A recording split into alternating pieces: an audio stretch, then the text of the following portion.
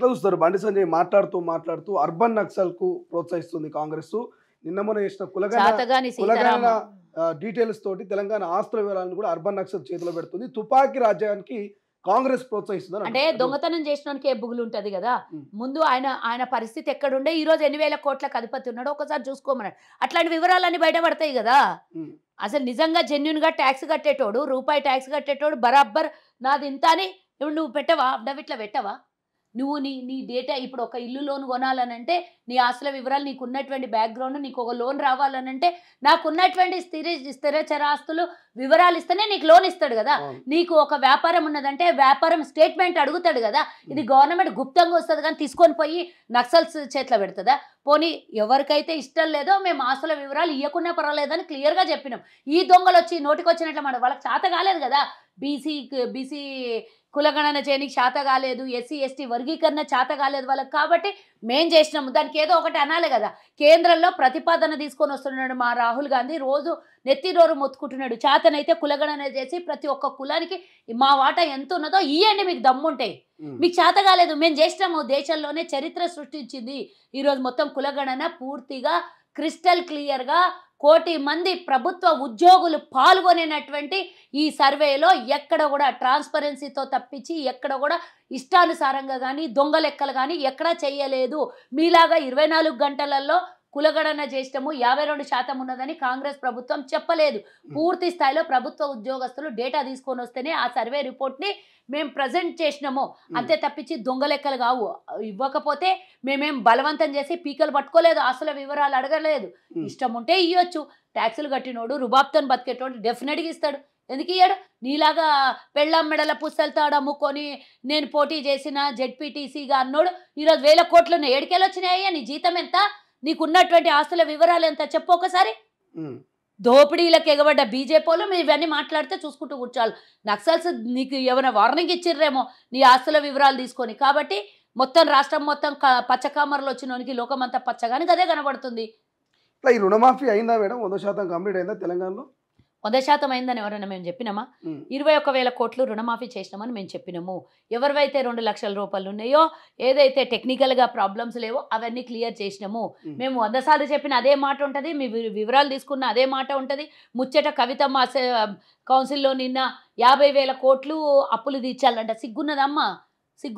మరి మీ అయ్యే ఏందో మేము రుణమాఫీ చేసినామని చెప్పి ఔటర్ రింగ్ రోడ్ అమ్ముకొని 7,000 కోట్లకు తీసుకొని పోయి రుణమాఫీ చేసిండు. మేము ఈరోజు మీరు లక్షల కోట్లు అప్పు చేసిన దానికి వడ్డీలతో పాటు అసలు తీర్చుకుంటూ ఇచ్చినటువంటి హామీల్ని నెరవేరుస్తుంటే ఇంకా ఏమో అన్నది బూతు మాట తిట్టింది కౌన్సిల్లో.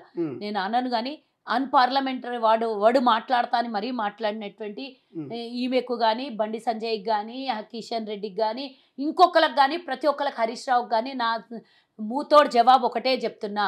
మేము 2 లక్షల లోపల రుణాలు ఇస్తాము అన్నాం కానీ అయ్య తెచ్చుకునే కొడుకు ఆమె చెప్తున్నది, కౌన్సిల్లో చెప్తుంది. అందరంట నలుగురు తెచ్చుకున్నారంట లోన్లు. అట్లా తెచ్చుకుంటారా? సాధ్యమైపోయింది. ఆమె మాట్లాడే మాట ఒక్క భూమి మీద ఒకటే లోన్ ఉంటుంది. కొడుకు, కోడలు, బిడ్డ, అల్లుడు, తండ్రి తెచ్చుకున్నారు లోన్లు. ఒక్కింట్లో 8 లక్షలు 10 లక్షలు అప్పు అయిందని చెప్తున్నది. కానీ అందరికీ రుణమాఫీ చేసినామని నిరూపిస్తే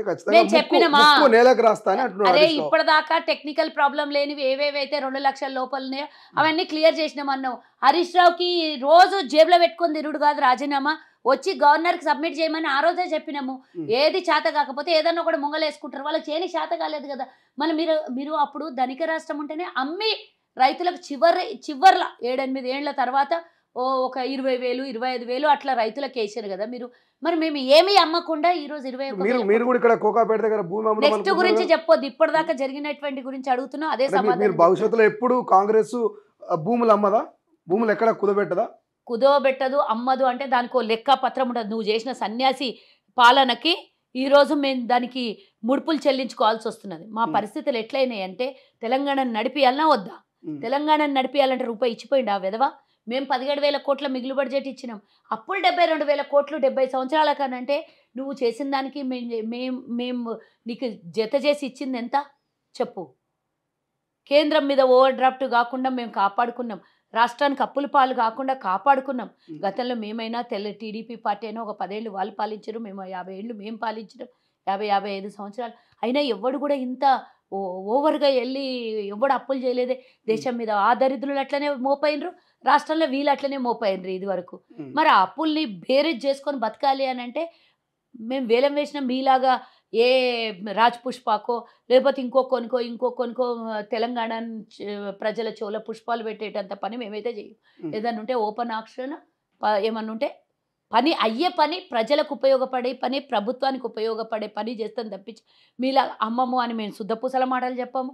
అమ్మితే దానికో లెక్కపత్రం ఉంటుంది. నువ్వు రైతు రుణమాఫీ తీర్చడానికి ఔటర్ రింగ్ రోడ్ 30-40 వేల కోట్ల ఆస్తిని 7,000 కోట్లకు అమ్ముకుంటావు. చెప్పు, ఎవరయ్యా సొమ్మని? మేము కట్టించినాం, నువ్వు అమ్మినావు ప్రతిదీ. మేము అన్నీ పోగేస్తే నువ్వు కుదోలో పెట్టుకున్నావు అన్నీ. సో ఏంది ఇప్పుడు ఈ 6 గ్యారెంటీలు నెరవేరే? మళ్ళీ ఆమె దొరసానమ్మ కౌన్సిల్లో మాట్లాడుతున్నారు. నాగార్జున సాగర్ అంటే ఇప్పుడు పూర్తిగా తెలంగాణలోకి ఎందుకు తీసుకురాలేదు, కొలతలు ఎందుకు చేసుకోలేదు, ఆఫీసర్లు ఏం బిగుతున్నారంట. వచ్చి పట్టుమని 15 నెలలు కూడా కాలేదు నాగార్జున సాగర్ ప్రాజెక్టునంతా తెలంగాణలో కలుపుకోండి. మీ అయ్యకి ఏమన్నా, మీ అయ్యని అడగాల్సిందంతా మర్చిపోయి మమ్మల్ని అడుగుతున్నావు. నాకు అర్థమవుతుంది. 10 ఏళ్ళు ఏం బీకిండో అడగకుండా ఎలక్షన్ టైంలో జగన్మోహన్ రెడ్డికి చెప్పి నువ్వు తీసుకొని వచ్చి ఆడ మొత్తం ఏమంటారు పారామిలిటరీని పెట్టినట్ల మొత్తం పోలీస్ బలగాల్ని నింపి ఎలక్షన్ టైంలో చేసిన కంపు సరిపోలేదని మళ్ళీ మాకు ప్రశ్నలు వేస్తుంది ఆమె. ప్రపంచంలో ఏ మూల ఏ క్షణం ఏం జరుగుతుందో వేగంగా తెలుసుకోవడానికి తొలి వెలుగు వాట్సాప్ ఛానల్ని ఫాలో చేయండి.